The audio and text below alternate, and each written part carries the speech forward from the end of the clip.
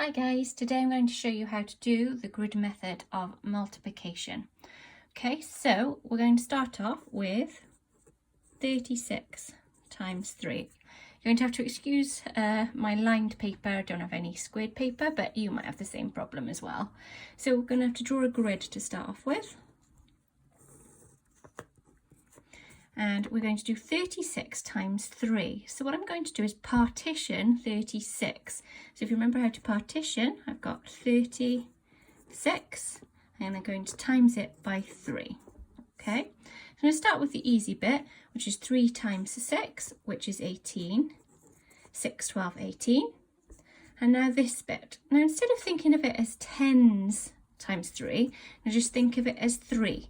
So 3 times 3 is 9, but now I need to make it 10 times bigger, so I'm going to times it by 10, which makes 90. So I've got 90, and I'm going to add 90, add 18, which makes 108. So 36 times 3 is 108. Okay, so first of all, we need to partition the number into 36. I'm going to times it by 3. And start with the units. 3 times 6 is 18, and then do 3 times 3 to make it easier for myself. So 3 times 3 is 9, but then I've got to make it 10 times bigger, which makes it 90. Next, you have to add the two together, which makes 108, which is my answer. There we go. Let's have a go at another one. Let's do 26 times 4. Okay, so I've got to draw a grid. Times. Okay, I'm times in by 4 this time, but I've got a big number 26, which I'm going to partition into 20 and 6. Okay, so 6 times 4 is 24. 6, 12, 18, 24.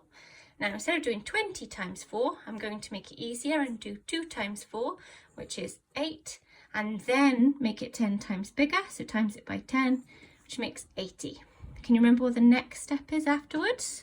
So we need to add those together. So we've got 80 and 24.